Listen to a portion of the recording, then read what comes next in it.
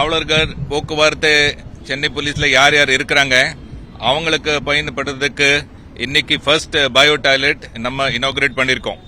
இந்த மாதிரி சென்னை சிட்டில நம்ம 5 பயோ டாய்லெட் முக்கியமான ஜங்ஷன்ல நம்ம மகளிர் காவலர்களுக்கு யூஸுக்காக இன்னைக்கு நம்ம இவங்க ஏற்பாடு பண்ணிருக்காங்க.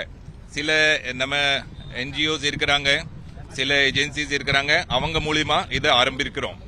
இந்த மாதிரி அதிநவீன பயோ டாய்லெட் நம்ம டிராபிக் போக்குவரத்து காவலர்களுக்கு இந்தியால இது ஃபர்ஸ்ட் டைம் நம்ம இங்கே இவங்க டிசைன் பண்ணிருக்காங்க, யூஸ் பண்ணிருக்காங்க. இதுல தண்ணி வசதி மட்டும் தேவை இருக்கும். அதை ஒரு முறை போட்டானா 10 நாள் யூஸ் பண்ணிடலாம். அதே மாதிரி பயோ டாய்லெட்டுக்கு என்னன்னா டெய்லி அதை கிளீன் பண்றது தேவை இல்லை. அந்த 3 மாசத்துல ஒரு முறை இதை கிளீன் பண்ணிடலாம்.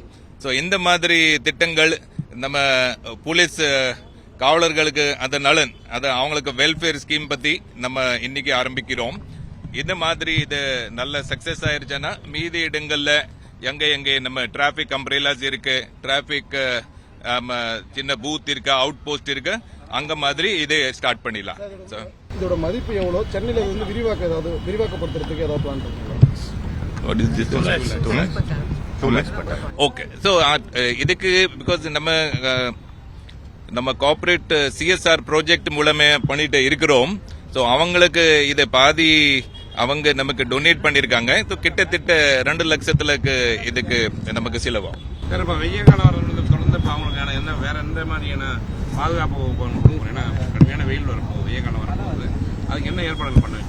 அதுக்கு உங்களுக்கு தெரியும் ஏற்கனவே நம்ம டிராபிக் அம்ப்ரெல்லா இந்த பிளான்ஸ் இருக்கு. அண்ட் இந்த மாதிரி கோடை காலத்துல நம்ம அவங்களுக்கு தனியா அந்த ஹோட் சோலா டோப்பி கொடுக்கறோம், அண்ட் காகல்ஸ் கொடுக்கறோம்.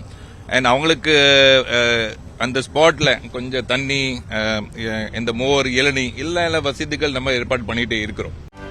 செய்திகளை உடனுக்குடனும் துல்லியமாகவும் தெரிந்து கொள்ள சப்ஸ்கிரைப் பண்ணுங்க.